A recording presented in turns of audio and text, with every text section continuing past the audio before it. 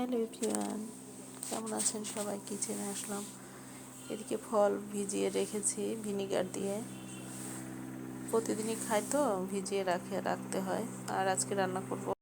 তো চুলায় কড়াই দিয়ে, কড়াইটা বেশ গরম হয়ে গেছে। এখন আমি তেল দিয়ে এরপরে শিং মাছ ভেজে নিব ভালো মতো উল্টে পাল্টে। তো অনেকগুলা দেশি শিং মাছ, খুব বেশি বড় হয় নাই এখনও, তো ওরকম নতুন পানি তো দেশি শিং মাছগুলা। তো সব ভেজে নিয়ে আমি তুলে নিলাম। কড়াইয়ের তেলের মধ্যে আর একটু তেল অ্যাড করে নিলাম, সয়াবিন তেল। এরপরে পেঁয়াজ দিয়ে একটু লবণ অ্যাড করে, এরপরে 1 চামচ রসুন বাটা দিয়ে, তারপরে একটু হলুদের গুঁড়া, মরিচের গুঁড়া, ধনিয়ার গুঁড়া, জিরার গুঁড়া সব কিছু দিয়ে একটু পানি দিয়ে মশলাটা একটু ভালো মতো কষিয়ে নিচ্ছি। আর এদিকে আমি পাশের চুলাতে ফ্রাই প্যান দিয়ে রসুন, শুকনো মরিচ ফোড়ন দিলাম, কাঁচামরিচ দিলাম, পেঁয়াজ দিলাম।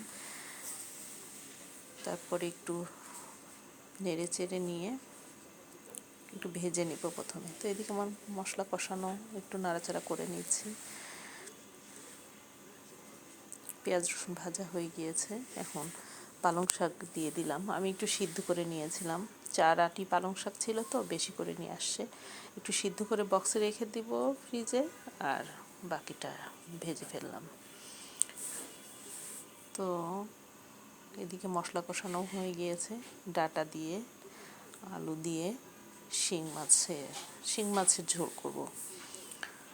তো ভালো মতো ডাটা আলুটা কষিয়ে নিব।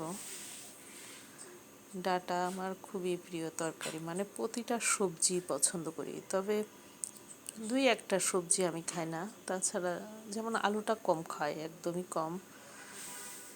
এই পর্যায়ে আবার একটু কষিয়ে নিয়ে তারপরে ঝোলের পানি অ্যাড করে দিলাম।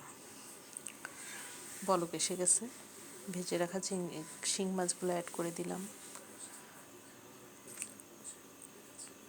একটু নাড়াচাড়া করে চারিদিকে ছড়িয়ে দিলাম। এরপরে শাকগুলো আবার একটু নেড়ে চেড়ে নিচ্ছি। আর পালং শাক আমরা একটু ঝোল ঝোল করে ভাজি করে খাই, ওরকম শুকনা করি না। এদিকে আমার তরকারিটা হয়ে গেছে মাশাআল্লাহ। আমি এখন হালকা একটু ভাজা জিরার গুঁড়া দিয়ে তরকারিটা নামিয়ে নেব। এদিকে টেবিলে খাবার দাবার সার্ভ করে দিয়েছি।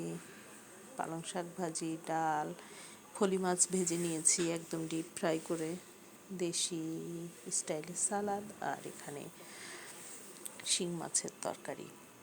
খুবই মজা ছিল তরকারিটা। তো আজকে পর্যন্তই। সবাই ভালো থাকেন, stay fine, be happy and stay Jannatul Jibon lifestyle. By.